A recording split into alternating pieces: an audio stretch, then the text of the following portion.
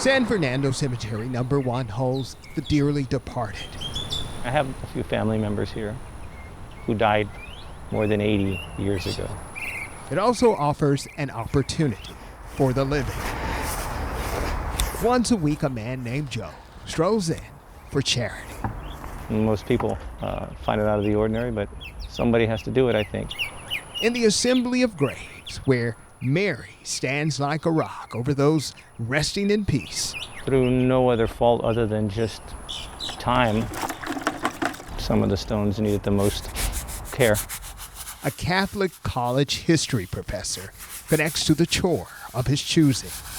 A lot of older stones from the 19th century, early 20th century.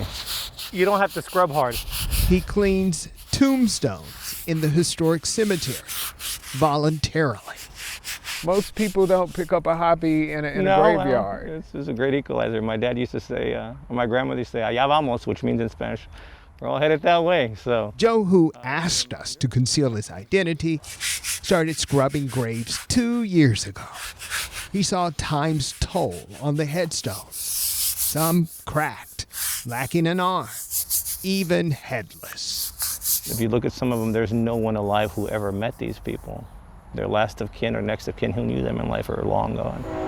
Joe also noticed lichen, dirt, and age covering the grave markers, making it impossible to read Finality's summary.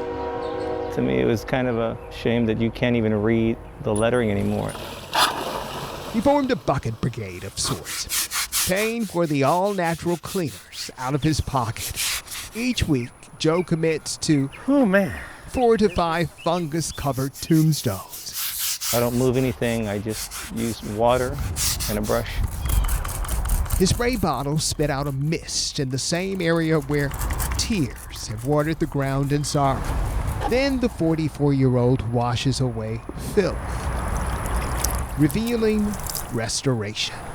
These people have stories, and there's enough stuff to be found on the internet that you could tell some of these stories. It looks like some of these people their graves haven't been visited in decades. His mission of mercy also raised curiosity. You're like, who is this person? What did they die of? Where did they live? Where were they from? The grave scrubber became a death detective. Some people's lives out here were cut short by tragedy. From what I researched, by accident. He was struck by a Model T. Digging up the backstories on those who get buried here. There's a lot of immigrants here. There's a lot of Mexicans who came here during the Mexican Revolution who died in a foreign land. There's a lot of Irish immigrants. There's a lot of Italian immigrants. There's some Lebanese immigrants. There's all sorts of people here. One story that touches him is the Bafaro children, who died from diphtheria. They died on the same day in 1905. Their father had immigrated from Italy in the building where the Palm restaurant is downtown. Oh, there are even more storied resters like Jose Antonio Navarro, who signed the Texas Declaration of Independence, or Private Jose Arteaga. He was born here in San Antonio. Wounded in war. He was shot in October in World War I. Went back out on the front lines after a week of convalescing, but was killed at 21 years old. The hero. You never heard of him. Joe completed 445 tombstones and counting.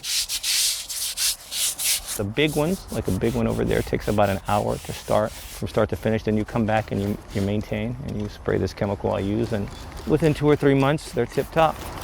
Some take even longer. Some of them can take up to a year. Choosing each marker by the compass of grace, he catalogs the progress on his cell phone. This is before and now after. And during the process. When I'm out here, I say my rosary, but I'm in and out in a couple hours. But it's okay if you talk to him. I probably would. I say hello to some of them. I say hello to Jose, who died in World War I, storming the trenches. I thank him for his service. I thank a lot of these guys for their service. I don't know if I do it out loud.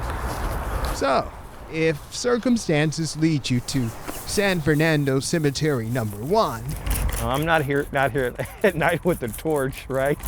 Joe could be on his seat of charity, trying to give mercy a heavenly sparkle. Marvin Hurst, KENS 5, Eyewitness News.